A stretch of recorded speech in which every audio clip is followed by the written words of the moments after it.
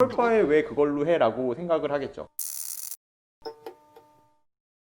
오늘은 코 수술에 대해서 저희끼리 편하게 한번 얘기를 해볼 건데, 제 지인분 중에서 한 5년 전쯤에 귀형골로 코끝을 올리고 이제 콧대는 실리콘으로 해서 수술을 하셨는데, 남자분인데 코가 좀 복코고 코가 아무래도 두툼하니까 좀 코끝이 좀 많이 떨어져 있더라고요. 네. 그래서 저한테 계속 물어보세요. 요즘에 이제 재수술을 하고 싶은데 어떤 유형골을 쓰면 좋을지. 그리고 인터넷에 보면 뭐 늑연골을 쓰면 아무래도 코끝이 확실하게 올라간다고 하시더라고요. 그래서 제가 올라갈 거라고 얘기는 하는데 정확하게 저도 확실하게 말씀을 못 드리니까 김 원장님이 어떨 건지 한번 말씀해 주세요. 선생님이 얘기하신 대로 네. 그냥 수술을 한 번만 했고 만약에 다른 문제가 없다면 저는 개인적으로 첫 번째로 권해주고 싶은 거는 늑연골은 아닐 것 같아요. 일부러 또 이제 늑연골을 떼기 위해서 또 절개가 필요하고 네네. 그게 또 나중에 흉이 남을 거고요. 그다음에 예를 들어 다른 문제가 없는 상태에서 그렇게 많지 않은 양의 연골을 쓰기 위해서 굳이 늑연골까지 쓸 필요가 없을 거라고 생각을 해요. 그리고 뭐 비용도 당연히 더 많이 들 거고 지금 같은 경우에는 늑연골 사용에 대해서는 조금 부정적이고 차라리 그냥 한 번 한 경우라 그러면 뭐 기연골도 좀 여유가 있을 거고 필요하다 그러면은 비중격 연골도 쓸 수 있기 때문에 그런 쪽 위주로 먼저 생각하지 뭐 먼저 늑연골을 생각하지는 않을 것 같아요. 근데 이제 일반적으로 아무래도 그 귀연골보다는 뭐 비중격 연골이 좀 더 강하고 네. 또 비중격 연골보다는 늑연골이 좀 더 튼튼하니까 그렇죠.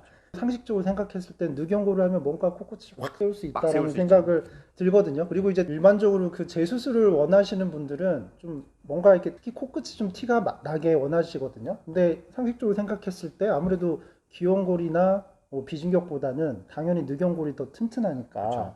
더 티가 나게 할 수 있지 않을까라는 생각이 들잖아요.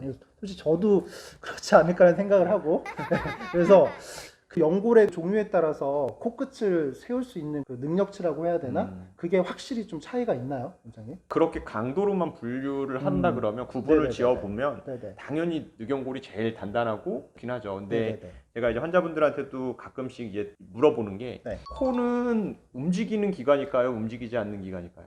또 움직이죠, 코는. 근데 뭐 돼지코도 움직이죠. 하고 그죠. 피하기 코도 파야 되고. 그래서 이게 어느 정도는 움직여지는데 너무 단단한 걸로 이렇게 세우면 저는 그게 생리적으로나 해부학적으로 별로 맞지가 않다고 보고요. 네네. 또 이제 또 원하는다고 그렇게 다 세우면 네. 결국은 단단한 걸로 높이 세우면 네네.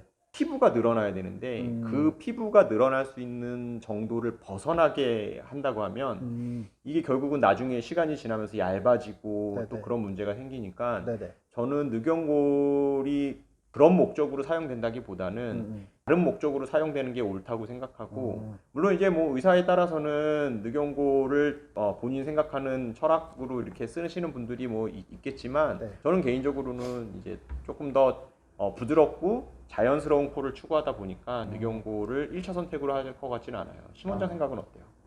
저도 상담을 하다 보면 환자분들 중에서 아예 늑연골만 생각하고 오신 분들도 계시고 일단 처음부터 빡 세우고 가끔 있죠, 맞죠. 그렇죠. 빡 세우고 싶다는 분들도 있긴 한데 늑연골을 가장 첫 번째 재료로 쓰는 거는 굳이 꼭 그래야 되나 싶기는 해요. 왜냐면은 뭐 늑연골 쓰기 전에 뭐 비중격도 있고 아니면 뭐 자기 귀연골도 있고 쓸 수 있는 재료가 많기 때문에 네네. 굳이 그걸 첫 번째로 쓰는 게 뭐 맞다 그르다를 떠나서 가장 최선의 선택은 아닌 거라고 생각합니다. 근데 이제 그거는 그 의사들의 생각이고 실제로 병원에 오는 고객들은 아 그런 거 다 필요 없고 나는 정말 코끝을 확실하게 세우고 싶어. 그게 나의 첫 번째 초이스야. 그러면은 원장님은 어떻게 할 거예요? 애매한데 네. 저는 일단 1번은 비중격. 1번은 비중격. 근데 비중격이 네. 작거나 그렇다고 하면 저는 이제 그런 이물질은 사용하지 않으니까 그 다음으로는 결국은 늑연골로 가야 되겠죠. 하지만 저는 웬만하면은 비중격이나 귀를 크게 떼면 무슨 우리가 로봇가 아니기 때문에 어느 정도까지는 충분히 가능하다고 생각을 해요. 그래서 일단은 늑연골 전에 이런 거를 설명해서 저는 그냥 가능하면은 비중격이랑 귀연골로 대체를 하려고 노력할 것 같아요. 그럼 만약에 귀연골을 했을 때와 비중격을 썼을 때 이제 환자들이 느꼈을 때는 뭔가 아 그래도 늑연골 비중격을 썼을 때 안전하면서도 늑연골의 몇 프로까지는 거의 높이를 세울 수 있다. 그러니까 어떤 수치화를 딱 해줘야 좀 더 이해가 딱 들 것 같거든요. 원장님 생각에 뭐 물론 이제 수치화하기가 쉽지는 않겠지만 어렵겠지만 대략 프로 정도까지는 비슷하게 높일 수 있다. 뭐 그렇게 혹시 뭐 설명을 할 수 있을까요? 늑연골로 하면 한 10% 정도의 음. 추가 효과가 있다고는 생각하는데 실제로 그 추가 효과 10%를 네네. 내려면 우리 피부가 얼마나 늘어날 수 있는지도 되게 중요하거든요. 근데 맞아요. 이제 제일 네. 환자분들이 간과하는 게 음, 결국은 내 피부가 얼마나 늘어날 수 있고 그런 그쵸. 부분에 대해서는 이제 간과하기가 쉬워서 연골이나 그런 걸 써가지고 높이고 싶은 만큼 높일 수 있는 거는 뭐 여러 가지 제약이 있잖아요. 그래서 모자르면 어쩔 수 없는 것 중에 하나가 연골이야 뭐 어디서 떼가지고 덧대거나 하면 되는 건데 피부가 모자라서 얇아지고 하는 문제는 나중에 이제 손 쓸 수가 없거든요. 근데 그것도 충분히 고려해서 생각을 해야 된다고. 그러니까 가장 중요한 고려 사항은 본인의 이 피부가 늘어날 수 있는 그 여유분이라고 해야 그쵸, 되나? 그쵸. 그리고 결국엔 요 비주라고 하죠. 네. 이 비주의 길이가 상당히 중요할 것 같거든요. 그것도 중요하죠. 아, 그쵸. 네, 전체적으로 우리 이제 조직이 늘어날 수 있는 게 연골은 이제 뼈대를 만들어 주는 거라고 생각해 보면 뼈대가 아무리 높아도 이제 결국은 덮어줄 수 있는 피부가 부족하거나 그러면 2차적인 문제가 생길 수 있어서 네네. 그래서 이제 10% 그거를 욕심을 내느냐 많으냐를 네네. 고민을 하기는 해야 되겠죠. 저도 궁금한 게 하나 있는데 상담을 하다 보면 결국 그 성형외과 의사의 숙명은 환자의 니즈와 그리고 의학적인 안정성 중에 하나를 선택을 해야 그쵸, 되잖아요.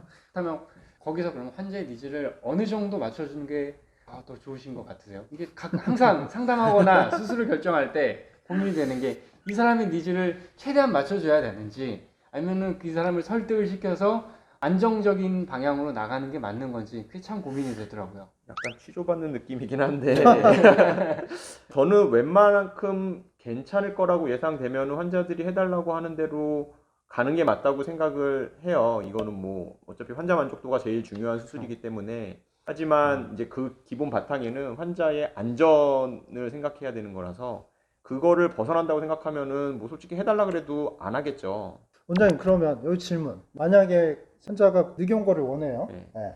나는 죽어도 늑연골을 하겠다. 그러면은 그 환자의 요구와 의학적으로 안전성을 서로 맞춰야 되잖아요. 네, 그렇죠. 그럼 늑연골을 해가지고 안전한 범위 내에서 코끝을 세우면 되지 않을까? 그럴 수 있죠. 저는 만약에 그 안전성을 생각하면 그럴 바에 왜 그걸로 해라고 생각을 하겠죠. 그러니까 어차피 제한이 있을 거라고 예상이 네네. 된다면 물론 이제 네. 그 10%라도 뭐 늑연골로 해서 더 높이고 싶다 그러면 당연히 뭐 시도할 수 있는 거고 그러면 당연히 해주겠죠.